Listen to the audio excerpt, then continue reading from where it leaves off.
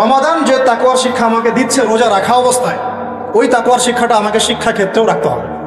আমাদের বাচ্চাদেরকে, যে বাচ্চাটাকে দেখে মনে পড়লো, আমাদের বাচ্চাদেরকে এমন কোনো শিক্ষায় শিক্ষিত করা যাবে না, একেবারে হারাম করে ফেলতে হবে নিজেদের উপরে, যে এই বাচ্চারা যদি বড় হয়ে বলে বাবা আমি তো ছেলে না, আমার মনটা মেয়ে মেয়ে করে। কি ভয়ঙ্কর একটা সমাজ সামনে আসতে যাচ্ছে, আপনারা কি কল্পনা করতে পারতেছেন? এটা জাস্ট একটা টোকা দিয়ে দেখলো মুমিনদের ইমানের কি অবস্থা।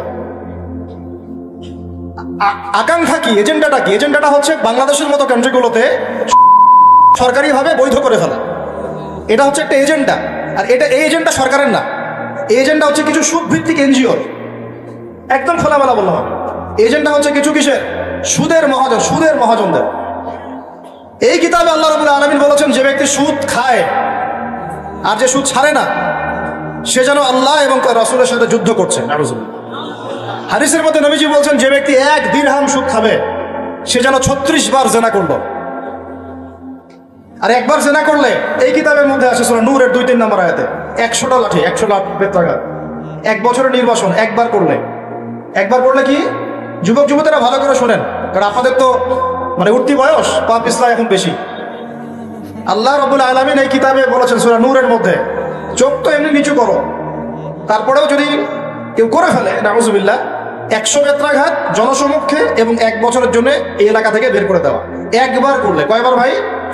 আর নবীজি বলছেন যে 1 দিরহাম সুদ যে খায়, সে 36 বার জিনা করবে।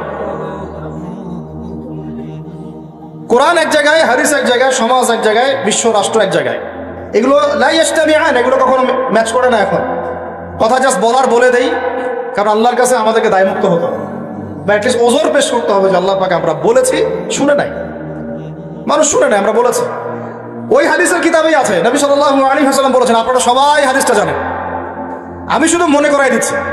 আপনার নবী বলেছেন, মুহাম্মদ সাল্লাল্লাহু আলাইহি ওয়াসাল্লাম বলেন, সাল্লাল্লাহু আলাইহি ওয়াসাল্লাম, যে ব্যক্তি সুদ খায়, সুদের এই 70টা পাপের সবচেয়ে নিচের পাপ, সে যেন তার মাকে বিয়ে করবে। একটু কল্পনার জগতেও কি আপনি যাইতে পারবেন যে আপনি আপনার মায়ের সাথে বিছানায় শুয়ে আছেন? নাউযুবিল্লাহ, আস্তাগফিরুল্লাহ। হ্যাঁ, কখনো কি কল্পনা আসতে পারবে এটা আপনার?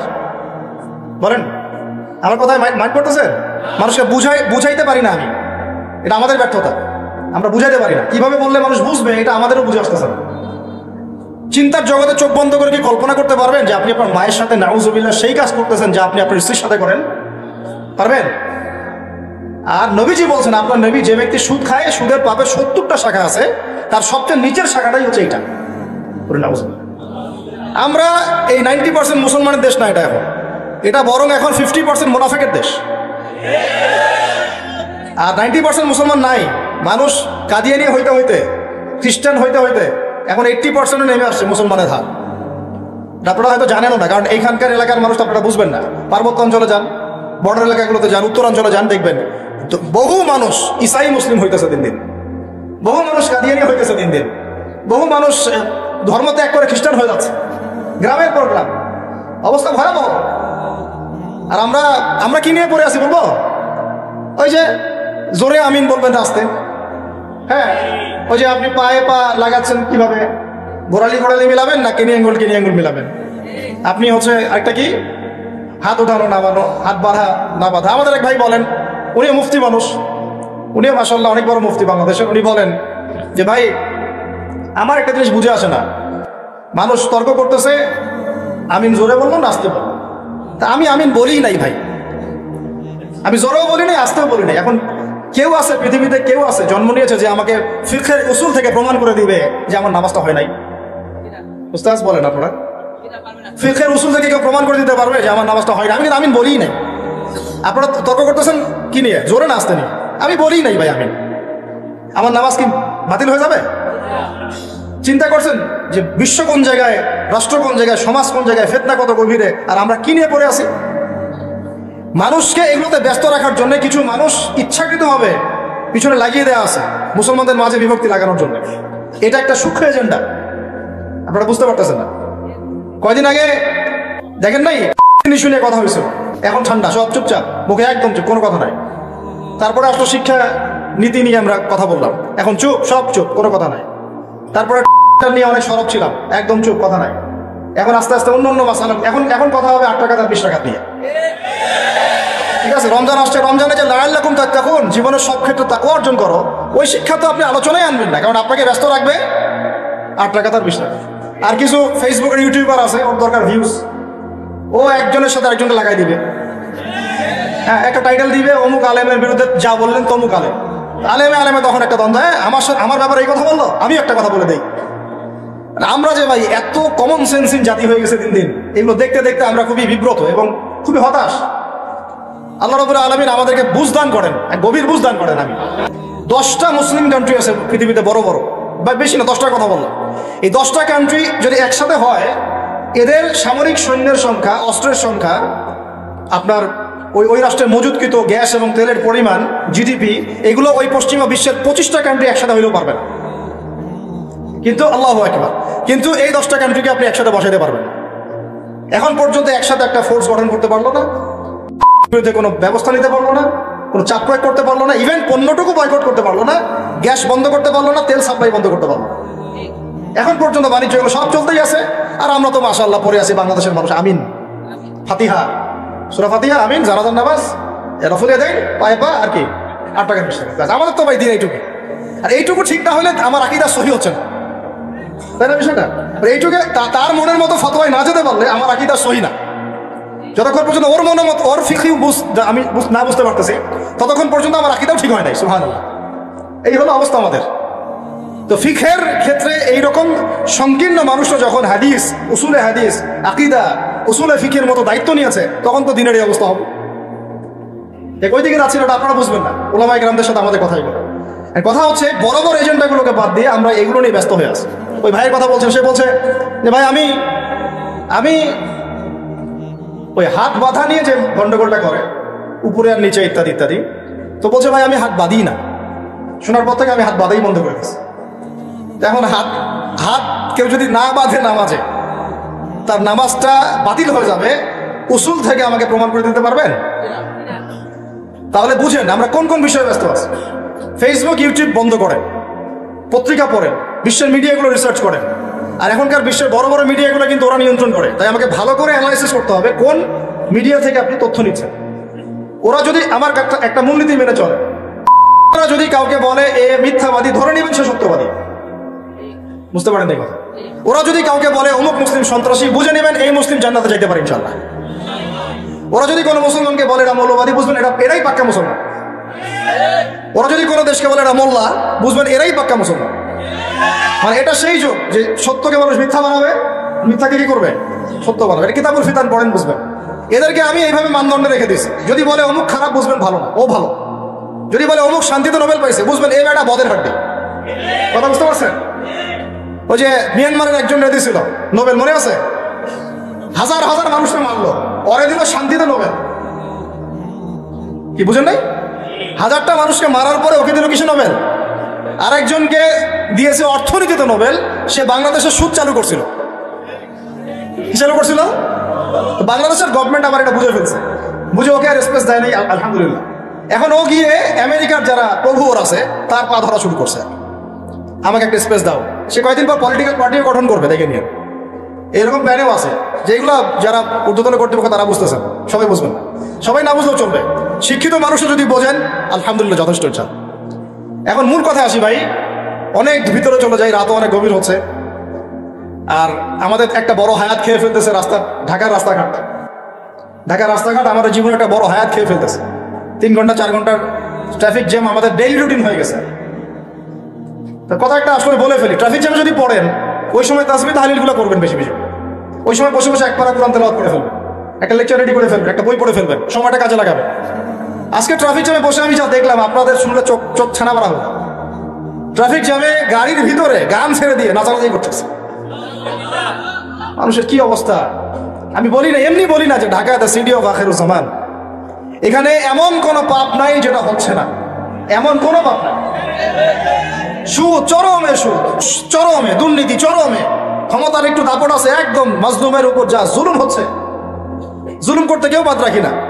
এমনকি দেখা যায় রাস্তার যে মিসকিন ফকির, ওরাও বিশ্বাস করা যায় না ওকে টাকা দেওয়া যাবে কি যাবে। হিজরা ছিল না, অপারেশন করে হিজরা হয়েছে। যাতে সারা জীবন কোনো কাজ করা না লাগে। তারপরে আপনাকে এসে বলবে হাত নাই, ভিতরে একটা হাত আছে, আপনি দেখতে পারতেছেন। পা ইচ্ছা করে একটা অপারেশন করছে যাতে সারা জীবন একটু খোঁড়ায় খোঁড়ায় হাঁটতে হয়, কোনো কাজ করা না লাগে। আমি এমনও দেখছি একটা বাচ্চাকে নিয়ে শোয়া রাখছে রোদের মধ্যে, আমি গিয়ে বললাম যে কি হয়েছে বাচ্চা, অসুস্থ। তো মায়া দয়া করে আমরা তো কিছু দান করে দিয়ে আসলাম। পরে আমাকে আরেক ভাই বলতেছে, ভাই আপনি কি করলেন? কেন, কি হয়েছে? কি করবে জানেন, এই বাচ্চা তো অসুস্থ না, এই বাচ্চাকে ঘুমের ওষুধ খাওয়াইছে। ওই বাচ্চাকে ঘুমের ওষুধ খাওয়াইছে, রোদে শোয়া রাখছে, মানুষকে দেখাবে, অসুস্থ, টাকা দেন। টাকা নিয়ে ওটা যে টাকাটা দিন শেষে হবে এর একটা অংশ দিবে ওই বাচ্চার বাপকে আর মাকে, ওই বাচ্চা তার নিজেরও না। বুঝতে পারলাম বিষয়টা? এত বুদ্ধি বাঙালির মাথায়, সুবহানাল্লাহ। তো এই ঢাকা শহর থেকে সবচেয়ে আগে বিদায় নিয়েছে বিশ্বাস, তারপর বিদায় নিয়ে চলে গেছে আমানতদারিতা।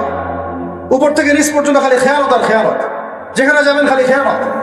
এখানে অমুক এতটুকু না দিলে কাজ হয় না, ওই টেবিলে তল দিয়ে এতটুকু না দিলে কাজ হয় না, ফাইল নড়ে না, কাজ হয় না।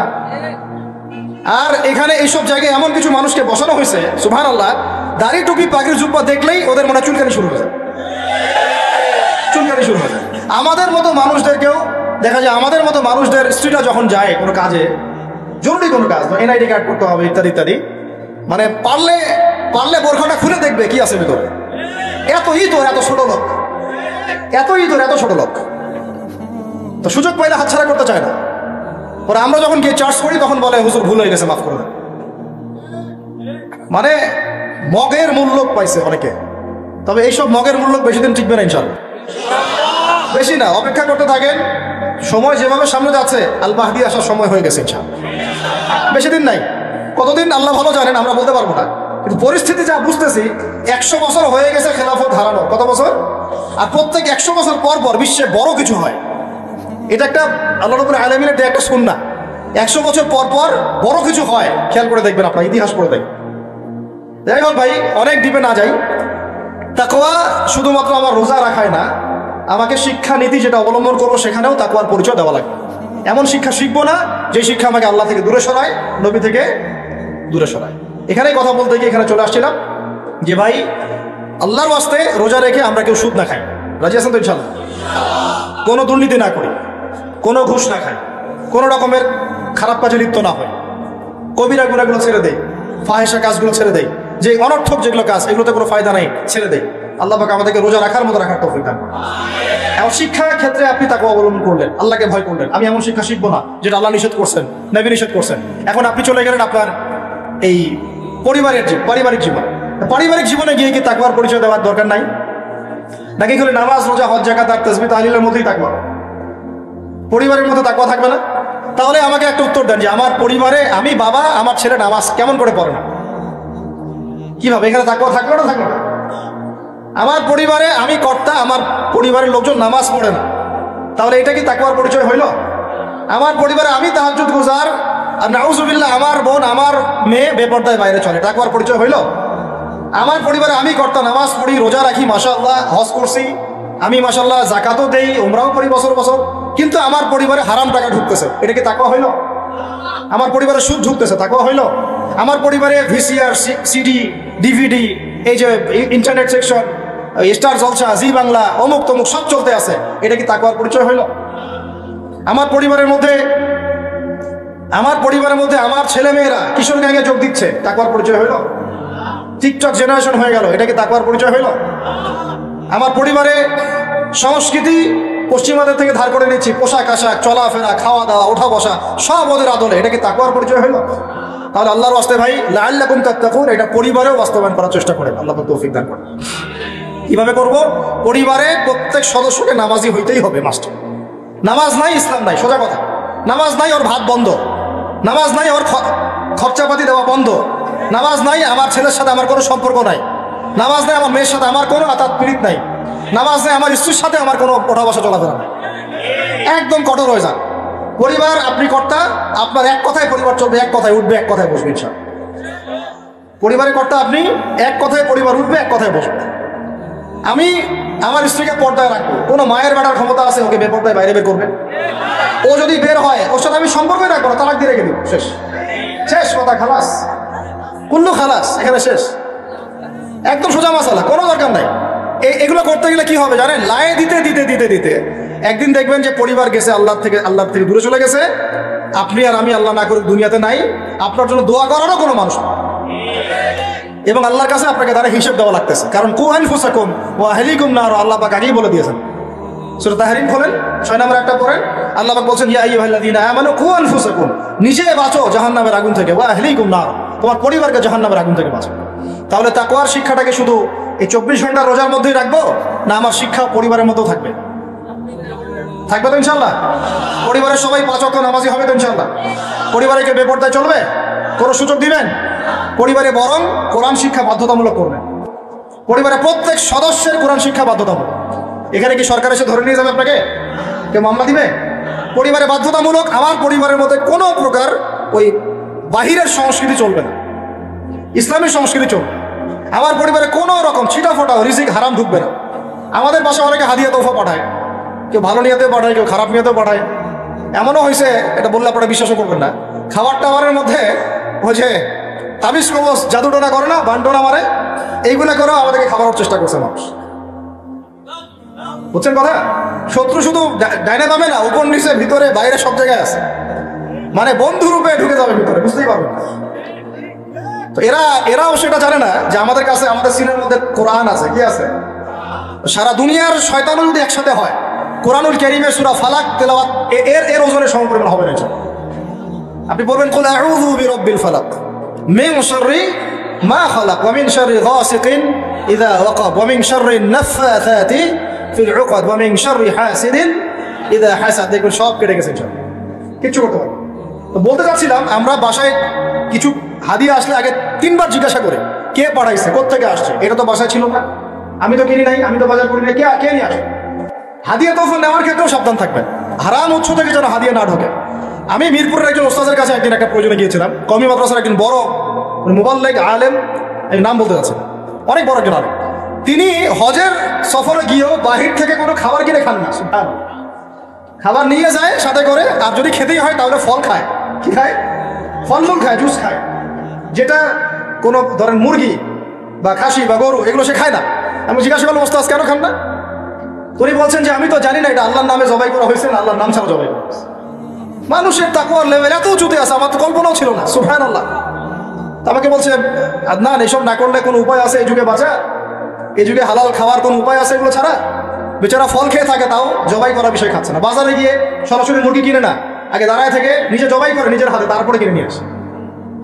আর এই যে হজের মৌসুমে উমরা দেখবেন যতই যে ফাস্টফুড আপনার ব্রয়লার এইটা ওইটা খাওয়াচ্ছে, কে জানে কে জবাই করছে, আল্লাহর নাম নিচে বানায় নাই, জানেন আপনি? এটা একটা সন্দেহের বিষয়। যারা মুত্তাকি মানুষ তারা এগুলো থেকে বেঁচে থাকে। সুবহানাল্লাহ। যদি এটা মাসালা নিয়ে ওলামা ইকরামদের মধ্যে ইখতিলাফ আছে। আমি বলতে চাচ্ছি, ওনার একটা মিসাল দিলাম যে এরকমও তাকওয়াবান মানুষ বাংলাদেশে আছে, যে একটা খাবার মুখে ঢুকাবে তার আগে জিজ্ঞাসা করে এই খাবারটা আসছে কোথায়। তা আমরা পরিবারের মধ্যে কি হারাম ঢুকাবো ভাই? তওবা করা যায় যে আমরা জীবনে কোনোদিন সুদ খাবো না ইনশাআল্লাহ। বিশ্বাস করেন 16 কোটি জনগণ যদি খাস তওবা করে খালি যে আমরা সুদের সাথে কোনো সম্পর্ক রাখবো না, সুদ খাবো না, সুদ দিব না, সুদের সাক্ষীও থাকবো না, সুদ লিখেও রাখবো না। সুদের সাথে সম্পৃক্ত 4 শ্রেণীর মানুষ, যাদেরকে আল্লাহর রাসূল সাল্লাল্লাহু আলাইহি ওয়াসাল্লাম লানত করেছেন, আমরা এদের সাথে কোনো সম্পর্ক রাখবো না। কিছু মানুষ চাচ্ছে না যে সমাজের বুকে এই ফিতানগুলো নিয়ে কথা হোক, আখিরুজ জামান এবং কিয়ামতগুলো নিয়ে কথা হোক, এবং এর সলিউশনগুলো নিয়ে আলোচনা হোক। এটা একটা আন্তর্জাতিক চক্রান্ত চলছে। আল্লাহ পাক আমাদেরকে বোঝার তৌফিক দান করুন। এবং সেই চক্রান্তের অংশীদার যারা আছে, ভিতরের গাদ্দা দাড়ি টুপি বলাই, তারা চাচ্ছে না যে আলোচনাগুলো সমাজে প্রচার হোক। খুব খেয়াল রাখবেন, নিজেদের বাইরের শত্রুকে চেনা খুব সহজ, ইন্টারনাল এনিমিদেরকে চেনা এত সহজ নয়। আর মনে রাখবেন, বাইরের শত্রু আপনার এত বেশি ক্ষতি করবে না, ভিতরের শত্রুদের কারণে আপনাকে মার খেতে হবে, জুলুমের শিকারও হবেন আপনি, এবং অপবাদও শুনবেন আপনি। এটা অপবাদ, এটা তো অবাক হচ্ছি না আমি এই কারণে, বিকজ শেষ জামানায় সত্য হবে মিথ্যা, মিথ্যা হবে সত্য। সত্যবাদীকে মানুষ মিথ্যাবাদী বলবে, আর ফাসেক মিথ্যাবাদী মিথ্যুক ভণ্ডকে মানুষ সত্যবাদী মনে করা শুরু করবে। মানুষ দিনকে রাত করবে, রাতকে দিন করবে, ন্যায়কে অন্যায় করবে, অন্যায়কে ন্যায় করবে। আমানতদার ব্যক্তিকে মানুষ খেয়ানতকারী বলবে, খেয়ানতকার ব্যক্তিকে মানুষ আমানতদার বলা শুরু করবে। সুবহানাল্লাহ। এই চলছে এখন সমাজে। তবে এগুলোতে আমরা অবাক হচ্ছি না, বিকজ আমরা জানি যে সিচুয়েশনটা এখন আমাদের দিকেই যাচ্ছে। এটা স্বাভাবিক, এটাই হবে, এটাই স্বাভাবিক, এমনই হবে। এর মধ্যেও আমাদেরকে আল্লাহর ভয়ে কলবে জীবিত রাখতে হবে, নবীর সুন্নতে আমল করতে হবে, চেষ্টা করতে হবে এই ফিতনা থেকে বাঁচার পথ পদ্ধতি বের করার। কমপক্ষে আপনি আপনার পরিবারটাকে নিয়ে ভাববেন, অন্যের কথা না হয় বাড়ি দেন, কিন্তু অ্যাটলিস্ট আপনি আপনার পরিবারটাকে নিয়ে চিন্তা করবেন। চিন্তা করে দেখবেন কোন পরিবেশে আপনি সন্তানকে মানুষ করছেন, কোথায় পড়াশোনা করাচ্ছেন, আপনার মেয়েটার সামনে কোন পরিবেশ ফেস করবে, এই সমাজের মধ্যে সে কি তার ইজ্জত ধরে রাখতে পারবে? চিন্তা করুন, ওই মেয়ে কি তার সম্ভ্রমের অধিকার ঠিক মতো রক্ষা করতে পারবে? ও কি জেনায় লিপ্ত হওয়া থেকে বাঁচতে পারবে? ও কি ধর্ষণের শিকার হওয়া থেকে বাঁচতে পারবে? চিন্তা করে দেখেন একটু কোন সিচুয়েশন আমরা আমাদের প্রজন্মকে রেখে যাচ্ছি। আমার ভাই কি মাদক থেকে দূরে থাকতে পারবে? আমার ভাই কি মাদকাসক্ত পরিবেশ থেকে নিজেকে বাঁচাতে পারবে? শিরকের সয়লাভ চলছে, আমাদের ভাইরা কি তাওহীদ শিখতে পারবে? সিচুয়েশন রিড করেন। আল্লাহ পাক ঈশ্বরের প্রথমেই আপনাকে নক করছেন, ইযা ওয়াকাআতিল ওয়াকিয়া, স্মরণ করো যখন কিয়ামত সংঘটিত হবে। লাইসা লিল ওয়াকাআতিহা কাযিবা, এই কিয়ামতের ব্যাপারটা মিথ্যা নয়, এটাকে কেউ মিথ্যা মনে করতে পারবে না। পারবে না। একটা শুধু আশার বাণী শুনিয়ে দিই যে 10টা আলামত না দেখা পর্যন্ত কিয়ামত হবে না। কয়টা আলামত? 10টা। তার মধ্যে প্রথম হচ্ছে মাসিহুদ দাজ্জাল, 2 ইয়াজুজ আর মাজুজ, 3 নবী ঈসা আলাইহিস সালামের আগমন, 4 দাব্বাতুল আরদ, 5 ইয়েমেন থেকে আগুন বের হবে, 6 3টা ভূমিকম্প, পূর্ব দিকে একটা, পশ্চিমে একটা, মাঝখানে একটা, 7 এই যে সরি এটা ছিল 4 5 6 7 8 8 নাম্বার হচ্ছে আপনার পশ্চিম দিক থেকে সূর্য উদয়, একটা হচ্ছে দাব্বাতুল আরদ বলছে। আচ্ছা একটা আমি এই মধ্যে মনে করতে পারছি না, এই 8টা আরো 2টা আছে, হাদিসটা প্রসিদ্ধ মাশহুর হাদিস, সব কিতাবে পাবেন। এইরকম 10টা আলামত ছাড়া, 10টা আলামত না হওয়া পর্যন্ত কিয়ামত সংঘটিত হবে না ইনশাআল্লাহ। আবার চেষ্টা করে দেখি। 1 নাম্বার মাসিহুদ দাজ্জাল, 2 নাম্বার হচ্ছে নবী ঈসা আলাইহিস সালামের আগমন, 3 নাম্বার হচ্ছে আপনার কি বললাম ইয়াজুজ এবং মাজুজ, 4 নাম্বার দাব্বাতুল আরদ, 5 নাম্বার ইয়েমেনের আগুন, 6 7 8 হচ্ছে আপনার 3টা ভূমিকম্প, 9 পশ্চিম দিক থেকে সূর্যোদয়। একটা মিস করে ফেলছি। হ্যাঁ এক্স্যাক্টলি, না আকাশ বাতাস না। কে বলতে পারবেন? জি দুখান রাইট। সুবহানাল্লাহ, কি নাম আপনার? আপনি হাদিয়া নিয়ে যান আমার কাছে।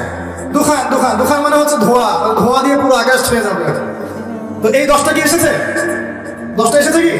10টার একটাও কিন্তু আসে না, কিন্তু মাইনর গুলো কিন্তু সব দেখতে পারবেন না। এই উঁচু বিল্ডিং এর প্রতিযোগিতা দেখা যায়, সমাজের সবচেয়ে দরিদ্র মানুষ যে উঁচু বিল্ডিং নির্মাণ করছে, এটা কি দেখা যাচ্ছে?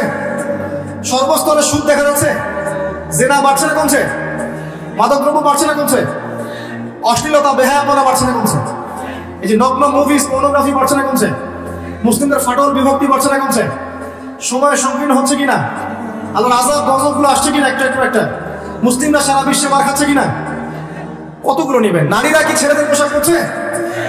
ছেলেরা কি মেয়েদের পোশাক করছে? বলতে গেলে এটা নিয়ে আলোচনা করতে হবে। পরে নিয়ে যেগুলো 10টা বাদ দিয়ে যতগুলো দেখা যায়, এগুলো প্রায় 95% আমরা সমাজে দেখতে পাচ্ছি না? আচ্ছা, আল্লাহ পাক আপনাকে শুরুতেই সতর্ক করছেন যে আপনাকে আগে কিয়ামত সম্পর্কে সতর্ক থাকতে হবে। লাইসা লিল ওয়াকাআতিহা কাযিবা, এটাকে কেউ মিথ্যা প্রতিপন্ন করতে পারবে না। তারপর কি? খাফিদাতুর রাফিআ, এটা কিছু মানুষকে উঁচু করবে, কিছু মানুষকে নিচু করবে। মানে যারা দুনিয়াতে আল্লাহ পাকের হুকুম আহকাম মেনে চলবে, কিয়ামতের মাঠে মাথা উঁচু করে থাকবে ইনশাআল্লাহ। আর যারা দুনিয়াতে আল্লাহ পাকের বিধিবিধানে পরোয়া করবে না, তার অবনত চিত্তে থাকবে, মাথা নিচু হয়ে যাবে। আজকে দুনিয়ায় মাথা উঁচু করে লাভ নাই, যদি আল্লাহ এবং তার রাসূলের বিরুদ্ধাচরণ করেন, কালকে আমাদের মাথা ঢের হয়ে যাবে ইনশাআল্লাহ। আর আজকে ঈমানের কারণে যদি আপনার মাথা নিচু হয়ে থাকে, ইনশাআল্লাহ কালকে আমাদের আপনার মাথা উঁচু হবে ইনশাআল্লাহ। ইদা রুজ্জাতিল আরদু রাজ্জান, আল্লাহ পাক বলেন যখন এই পৃথিবীর আরদ জমিনটা প্রবলভাবে কম্পিত হতে থাকবে। যেমন একটা সূরা আছে না, ইদা যুলজিলাতিল আরদু জিলজালাহা ওয়া আখরাজাতিল আরদু আসকালাহা ওয়া ক্বালা লিল ইনসানু মা লাহা। তো এটা এই সূরার সাথে কানেক্টেড। আমি বললাম যে একটা আয়াতের সাথে কানেক্টেড, ঠিক আছে? ওয়া বুসাতিল জিবালু বাসসা, এই যে পাহাড়গুলো দেখছেন, এই হিমালয়, মাউন্ট এভারেস্ট, হাবিজাবি যত কিছু সবগুলো ধুলা হয়ে যাবে। কি হয়ে যাবে? চিন্তা করতে পারেন কিয়ামতের প্রকম্পন কত ভয়াবহ হবে। এত বড় বড় পাহাড়গুলো, আর পাহাড় সম্পর্কে যারা একটু পড়াশোনা করেছেন, পাহাড়ের বেশিরভাগ অংশ কিন্তু মাটির নিচে আছে। এটা পেরেকের মতো গেঁথে দেওয়া আছে, উপরে শুধু অল্প একটু অংশ দেখা যায়, নিচেই বেশি অংশ আছে। এই পুরো পাহাড়টা ধূলিকণা হয়ে যাবে। ধূলিকণা। আল কারিয়াতু মাল কারিয়া ওয়া মা আদরাকা মাল কারিয়া ইয়াওমা ইয়াকুনু নাসু কাল ফারাশিল মাবথুস ওয়া তাকুনু জিবাল কাল ইহনিল মানফুস। এই যে হচ্ছে আপনার পাহাড়ের কথা দেখেন, আসলে পাহাড় একদম ধুলো হয়ে যাবে। আল্লাহ পাক আরো বলেন فكانت هباء منبثا وكنتم ازواجا ثلاثه। এবারে কিয়ামতের মাঠে মানুষ যখন উঠবে তখন 3টা দল হয়ে যাবে। কয়টা দল? তিনটা। একটা হচ্ছে আসহাবুল মাইমানাতি মা আসহাবুল মাইমানা, একটা হচ্ছে ডানপন্থী, কতই না সৌভাগ্যবান সেই ডানপন্থীরা। আসহাবুল মাশআমাতি মা আসহাবুল মাশআমা, একটা বামপন্থী, কতই না হতভাগা সেই বামপন্থী। ওয়াসাবিকুন আস-সাবিকুন, আরেকটা হচ্ছে অগ্রগামী দল, যারা পৃথিবীতে ঈমানের এবং আমলের সব কাজে অগ্রগামী ছিল। তো কিয়ামতের মাঠে তিন দল হবে, উলাইকাল মুকাররাবুন, এরা হবে আল্লাহ পাকের নৈকট্যশীল বান্দা, ফি জান্নাতিন নাঈম, এরা জান্নাতুন নাঈমে থাকবে, মানে যেটাতে স্বাচ্ছন্দ্যময় একটা জান্নাতে তারা বসবাস করবে ইনশাআল্লাহ তাআলা। সুল্লাতুম মিনাল আউয়ালিন, পূর্ববর্তীদের মধ্য থেকে বেশি হবে, ওয়া কলিলুম মিনাল আখিরিন, এবং শেষ জামানার লোকদের মধ্যে কম হবে। তাই না? যত দিন যাচ্ছে তত মানুষ খারাপ হচ্ছে না? তো এই জন্য আগেকার মানুষদের মধ্য থেকে বেশি জান্নাতে যাবে। তবে একটা সুসংবাদ আছে, একটু পরে আল্লাহ পাক আবার এটাও বলেছেন যে সুল্লাতুম মিনাল আউয়ালিন ওয়া সুল্লাতুম মিনাল আখিরিন, এটাও বলেছেন যে প্রথম দিকের মানুষ থেকেও বেশি, শেষ থেকেও বেশি।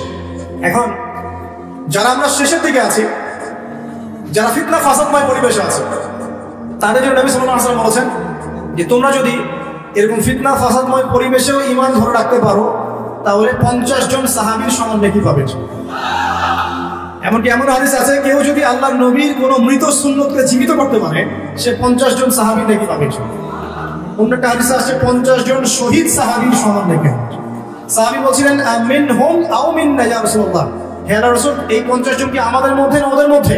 নবী সাল্লাল্লাহু আলাইহি ওয়াসাল্লাম বলেন বাল মিনকুম, তোমাদের মধ্য থেকে। সুবহানাল্লাহ। এখানে আপনি বুঝতে পারছেন কিয়ামতের সতর্কতা, আলামত করে রিড করবেন, সতর্ক থাকবেন, এবং কিয়ামতের মাঠে মানুষ তিনটা দলে ভাগ হয়ে যাবে।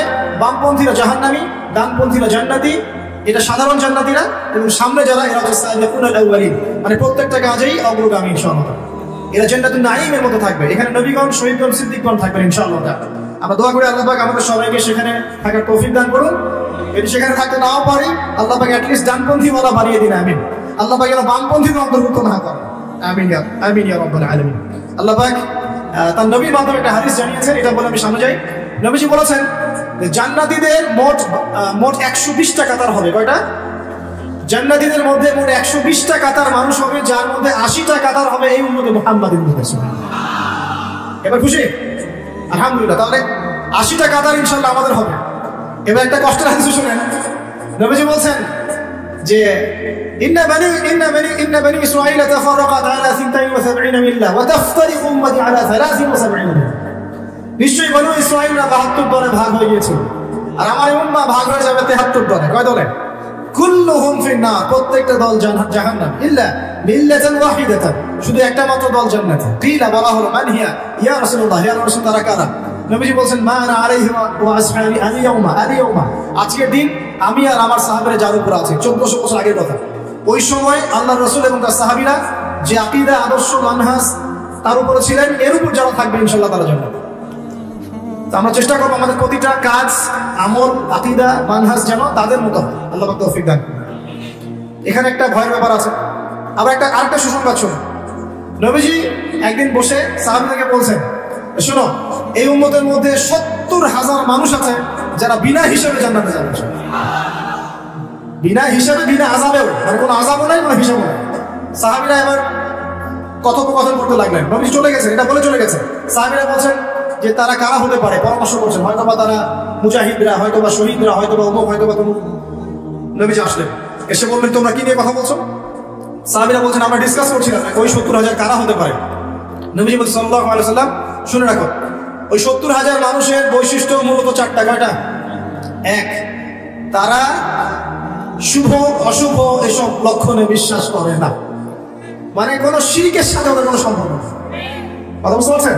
আর আপনি তো ওই যে পেপার খুললেই দেখবেন কন্যা রাশি নেই, সিংহ রাশি নেই, ওই যে জ্যোতিষী আপনাকে শুভ বলছে, এটা অশুভ। আবার আপনি বলছেন হ্যাপি বার্থডে।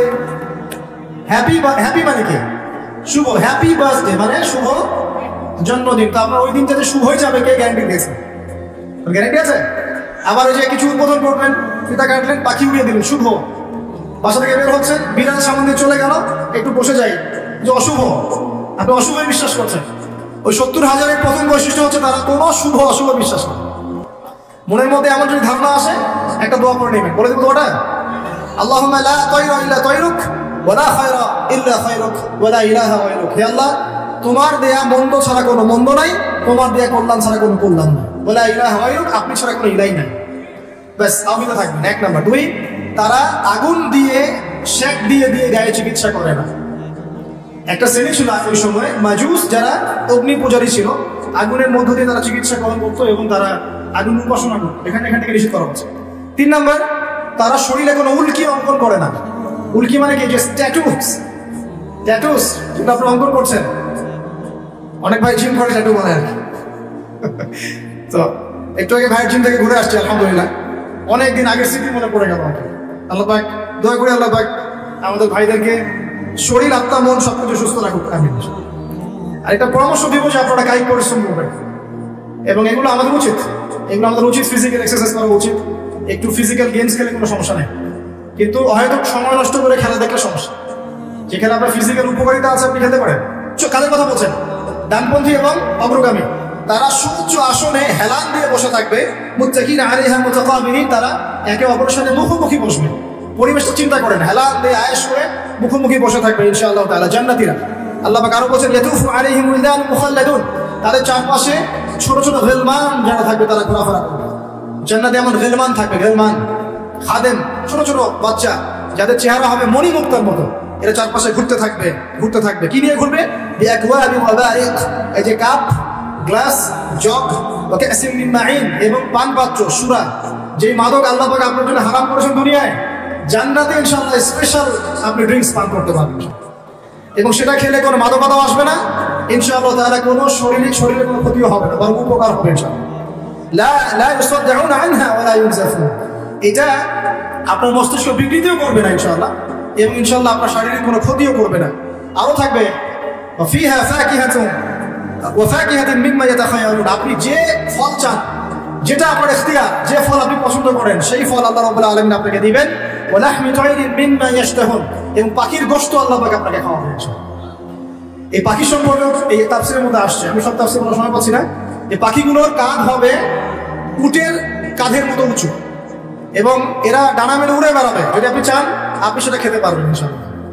আর যে ফলের কথা আসছে, যে কোনো ফল তো থাকবেই, স্পেশালি আপনাকে খাওয়ানো হবে আনার, কুল অর্থাৎ বড়ই, কলার কথা আসছে না, ঠিক আছে, আঙ্গুর, এগুলো থাকবে। এখানে বড়ের কথা আসছে একটা হাদিসে, যে একটা বড়ের স্বাদ হবে 72 রকম। একটা বড়ের কালার, রং হবে 72টা রঙের, যে রঙগুলো একটা থেকে আরেকটা ডিফারেন্ট, সেপারেট করা যাবে। সুবহানাল্লাহ, চিন্তা করেন। একটা হাদিসে আসছে জান্নাতের যে মাটিটা উর্বর, স্বর্ণের উর্বর, গাছ যেটা, সেটার কাণ্ডগুলো স্বর্ণের, গাছের ছায়াটা এত লম্বা, 100 বছর যদি কেউ দৌড়ায় ছায়া শেষ করতে পারবে না। এবং এই মাটিতে যদি আপনি গাছ লাগাতে চান, দুনিয়া থেকে লাগাতে পারবেন ইনশাআল্লাহ। খালি বলতে হবে সুবহানাল্লাহ, আলহামদুলিল্লাহ, ওয়া লা ইলাহা ইল্লাল্লাহ, আল্লাহু আকবার, আর বলতে হবে সুবহানাল্লাহি ওয়া বিহামদিহি সুবহানাল্লাহিল আযীম। আপনার জান্নাতে গাছ অটোমেটিক লাগাতে থাকবে ইনশাআল্লাহ। আমরা কি ওখানে মালিক হতে চাই? আল্লাহ পাক আমাদেরকে জান্নাতের মালিক হওয়ার তৌফিক দান করুন। এগুলো জান্নাতের নিয়ামত, আসলে বলে শেষ করতে পারবো না। আল্লাহ পাক বলেন জাযাআন বিমা, আল্লাহ পাক বলেন ওয়া হুরুন ঈন। এইবার যুবকরা শুনেন, ওয়া হুরুন ঈন, এবং এগুলোর সাথে থাকবে ডাগর চোখের হুর। ডাগর চোখ মানে চোখগুলো হবে অত্যন্ত সাদা এবং বড় বড়, মনেগুলো হচ্ছে কালো কুচকুচা। আল্লাহ পাক তাদেরকে স্পেশালি সৃষ্টি করেছেন হুরুন ঈন, যাদের কারো যদি পরনের আঁচলটার কোনা পৃথিবীতে নামিয়ে দেওয়া হতো, সারা পৃথিবী আলো আর সুগন্ধি দিয়ে ভরে যেত। যে আল্লাহর জন্য যখন আসবেন মসজিদে, টিপটাপ পরিপাটি হয়ে আসবেন, উত্তম পোশাক পরে আসবেন। ওস্তাদের কাছে যখন যাবেন জ্ঞান শিখতে, আদবের সাথে বসবেন এবং প্রশ্ন করবেন আদবের সাথে। প্রথম প্রশ্ন ইসলাম সম্পর্কে ছিল। ইসলামের বেসিক পিলার কয়টা? 5টা। তাওহীদ, যার মধ্যে আসবে তাওহীদ এবং সুন্নাহ, লা ইলাহা ইল্লাল্লাহ এবং মুহাম্মাদুর রাসূলুল্লাহ।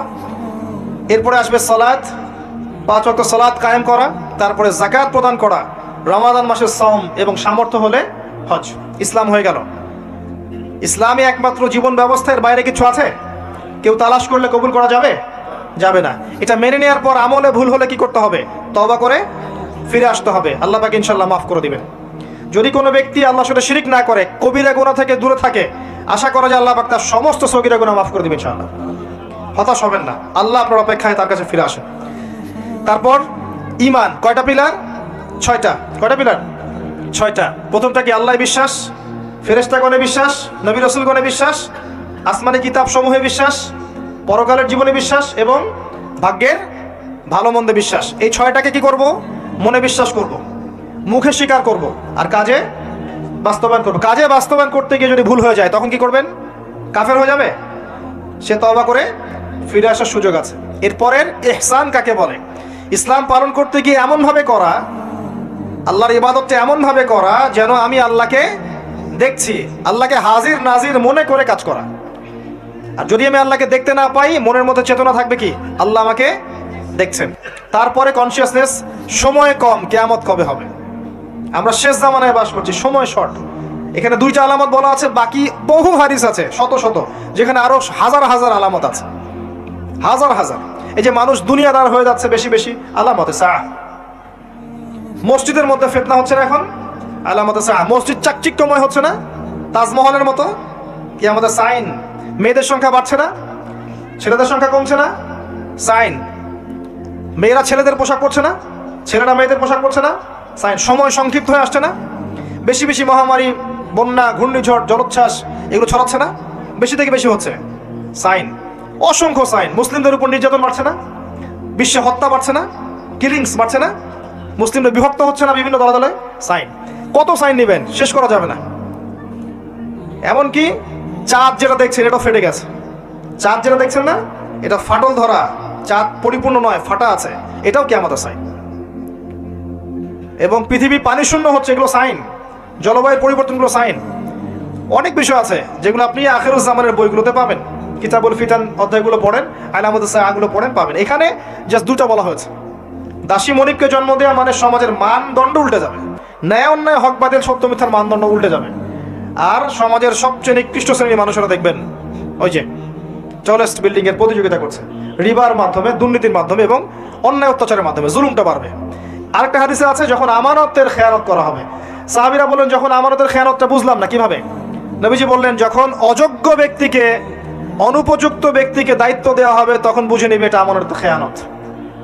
আর এটা সব ক্ষেত্রেই, ধর্মীয় ক্ষেত্রে, সামাজিক ক্ষেত্রে, সব ক্ষেত্রে, সব ক্ষেত্রে। আল্লাহ পাক আমাদেরকে কিয়ামতের আলামতগুলো বোঝার তৌফিক দান করুন এবং সচেতন থাকার তৌফিক দান করুন, জীবনটাকে গুছিয়ে নেওয়ার তৌফিক দান করুন।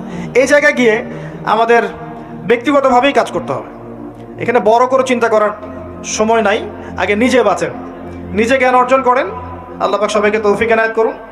আপনি হালাল খান, পারিবারিক আদর্শটাকে সাধ্যমতো ঠিক রাখার চেষ্টা করেন। যদি পরিবার কথা না শোনে, আপনি একা থাকেন। আমার এর চেয়ে ডাইরেক্ট কোনো কথা আমি বলতে পারবো না। পরিবার যদি দাওয়াত দিতে দিতে কথা না শোনে এক পর্যায়ে, আপনি একা থাকেন, তাও ভালো। সম্পর্ক রাখেন, আত্মীয়তার সম্পর্ক বজায় রাখেন, একা একা চলেন। কারণ ফিতনায় আপনি ডুবে থাকলে ওরা আপনাকে ফিতনায় টেনে নিয়ে আসবে। এত বড় বুকের কলিজা দেখাবেন না যে আমি ফিতনার মধ্যে থেকে আমার ইমানের বলে সবাইকে সংস্কার করে ফেলে দিব। এই যুগ সেই যুগ না, এটা বড় ফিতনাময় যুগ। আপনাকে বরং তারা টেনে নিয়ে চলে আসবে। অতএব ডিসকানেক্টেড হয়ে যান ফিতনা থেকে, আসহাবুল কাহফের মতো। তারপরে আপনাকে আল্লাহ পাক যতটুকু সামর্থ্য দিয়েছেন, এই সামর্থ্য দিয়ে আপনি দিনের কিছু খেদমত করার চেষ্টা করেন। মসজিদ ভিত্তিক, মাদ্রাসা ভিত্তিক, দাওয়াতি ক্ষেত্রে হোক, সামাজিকভাবে হোক, মানবতার কল্যাণে কাজ হোক, কোনো প্রজেক্ট গঠন করার মধ্যে দিয়ে হোক, যেভাবে হোক দিনের যে উপকার হয় এমন কিছু করেন। এবং দিনকে নিয়ে বাড়াবাড়ি করবেন না, দিনকে নিয়ে বাড়াবাড়ি করবেন না। অমুসলিমদের উপরে দিনটাকে জোর করে চাপিয়ে দেওয়ার চেষ্টা করবেন না। ইসলামকে নিয়ে এমন কোনো কাজে লিপ্ত হবেন না যাতে ইসলামের জন্য পরিবেশটা আরও ঘোলাটে হয়ে যায়। ইসলাম উগ্রতা শেখায় নাই আমাদেরকে। ইসলাম শিখিয়েছে যদি মাজলুম হয় তখন জুলুমের প্রতিবাদ করা, এর বেশি ইসলাম কিছু শেখাচ্ছে না। এখন ইসলামকে কেন্দ্র করে এমন কিছু করতে যাবেন না যাতে করে উল্টা ইসলামের ক্ষতি হয়ে যায়। এবং ইসলামের শত্রুরা চায় যে মুসলিমরা এমন কিছু করুক যাতে করে তারা আমাদেরকে দমন করে আরও সুযোগ পেয়ে যায়। অতএব ব্যক্তিগত জীবনটাকে গোছান, পরিবারটা গোছান, আপনার রিজিকের ব্যবস্থাটা হালাল করেন, সাধ্যমতো দিনের কল্যাণ করার চেষ্টা করেন এবং অন্যের উপকারে কাজ করেন, কারো ক্ষতি করতে যায় না। আল্লাহ পাক আমাদের সবাইকে দিনের মৌলিক বিষয়গুলোর দিকে ফোকাস করার তৌফিক দান করুন। আমাদের মধ্যে যারা অসুস্থ আছে আল্লাহ পাক সবাইকে শেফায়ে কামেলা দান করুন। আমি দোয়া করছি যুব সমাজের জন্য, আল্লাহ পাক যুবক ভাইদেরকে হেদায়েত করুন। আগামী প্রজন্মের যে বাচ্চারা আমাদের গড়ে উঠছে এদেরকে ইসলামী শিক্ষায় শিক্ষিত করার তৌফিক আল্লাহ পাক দান করুন। আমাদের পরিবারের মধ্যে আল্লাহ পাক শান্তি দান করুন, পরিপূর্ণ ইসলাম পালন করার তৌফিক দান করুন, পরিপূর্ণ ঈমান লালন করার তৌফিক দান করুন। আল্লাহ পাক আমাদের মধ্যে যারা মারা গেছেন সবাইকে আল্লাহ পাক মাফ করে দিন, তাদের কবরের শাস্তি আল্লাহ পাক মাফ করে দিন। আমাদের সবাইকে আমাদের জানমাল, সময়, শ্রম এগুলোর বিনিময়ে এগুলোকে কাজে লাগিয়ে দ্বীন ইসলামের খেদমত করার তৌফিক আল্লাহ পাক আমাদের সবাইকে দান করুন, আমিন। আকুলু কওলি হাযা আস্তাগফিরুল্লাহ লি ওয়া লাকুম ওয়া লিসাইরিল মুসলিমিন। বারাকাল্লাহু লানা ওয়া লাকুম বিল আয়াতিল হাকীম। ইন্নাহু তাআলা জাওয়াদুন কারীম ওয়া রাউফুর রহিম। সুবহানাকাল্লাহুম্মা ওয়া বিহামদিক।